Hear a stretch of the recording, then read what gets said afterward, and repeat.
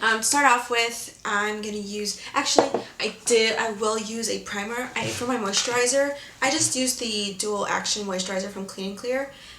It's just, it works, and then nothing about it is like tricky or unique. But it is really good for keeping your, it helps prevent breakouts. So it's meant for girls with pimples like me. And then I'm using the Miracle Blur from L'Oreal.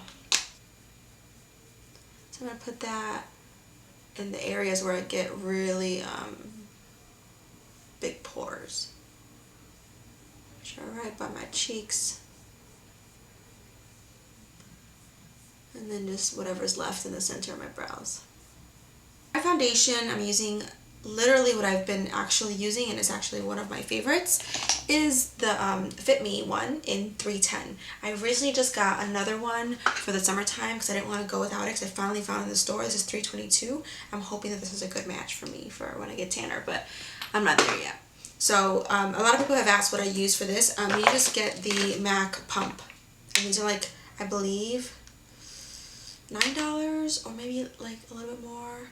But it's so worth it because you can always like clean it out and put it on with like hot water and reuse it on a different one.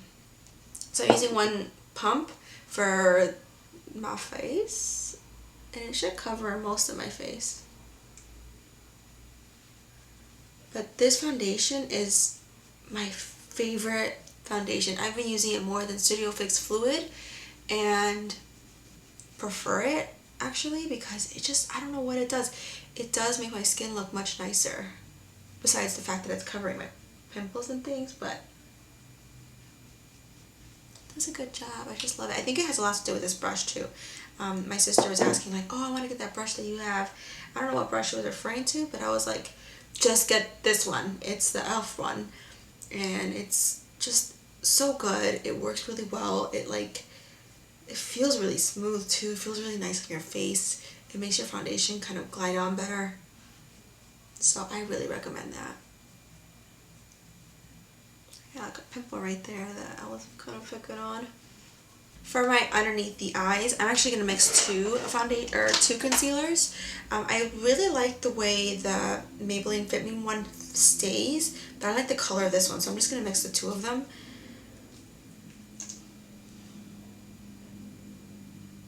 Put that on the inner, and the L'Oreal one on the outer portion.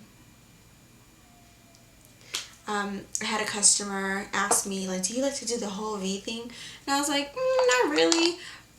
But what I like to do is bring it closer to this area, because a lot of times the concealers will kind of blur in the pores that I have, and it kind of like fills them in.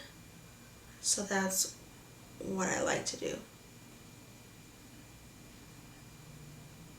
This is the brush that I'm using. It's the Real Techniques one. It's the little setting powder one. Is it setting brush?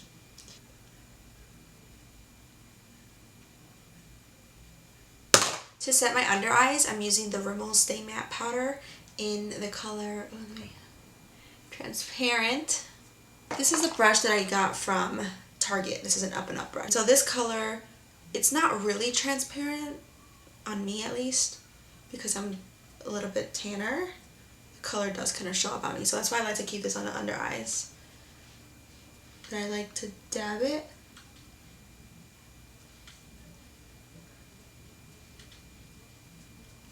And for the rest of my face, just to make sure that it stays really matte, I'm using the same version of the Rimmel powder, but in the color 005 Silky Beige. And I'm going to use another Real Techniques brush with that. And that's, I'm going to try to hide that better. Let's see if I can get that to be hidden a little bit more.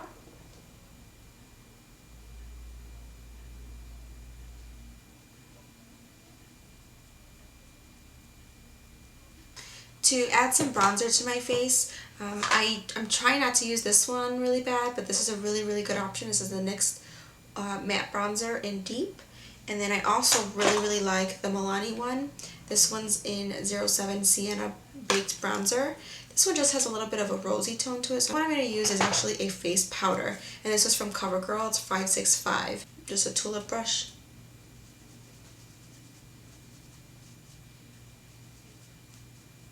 Just to add some dimension back in my face. So a lot of the times the Rimmel powders, they make my face look really flat and like ashy. We don't want an ashy face.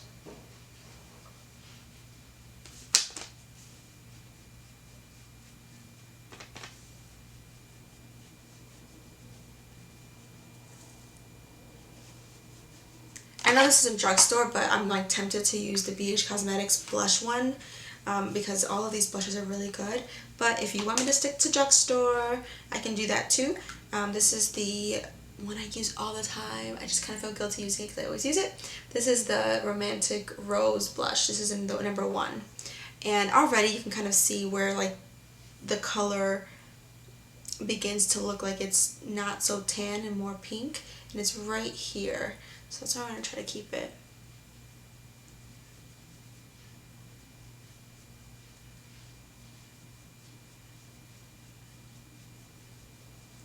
To highlight my face, I'm going to use this powder. This is from Wet n Wild. This is called... This is Rose Golden Goddess. I'm just going to put that all over my cheeks.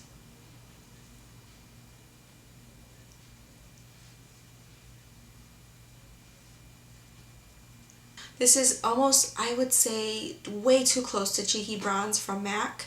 I bought Cheeky Bronze and I had this one already because I was trying to, okay, I bought this color wanting it to look just like Cheeky Bronze and then took it home. Then I bought Cheeky Bronze, so I was like, okay, I just want the real one. And then I compared them and I was like, they're the exact same. So I returned Cheeky Bronze and kept this one. So if that hopefully helps you kind of compare the colors and show how much alike they are, then by all means, get the Wet n Wild one. I think they're just still in store, and they have lighter color. So that's my drugstore foundation. I use it really, actually, every single day for my Monday through Friday job, my 9 to 5, so to speak. So it does last a long time. I like to keep some mattifying powders with me. So if you wanted to take this guy, this is kind of just the area that really gets oily for me, but for the most part, it doesn't get crazy oily where I am slipping away, you know. Hopefully you guys learned something new and you guys kind of saw some how some lower drugstore end products can look just as good as a real high-end products.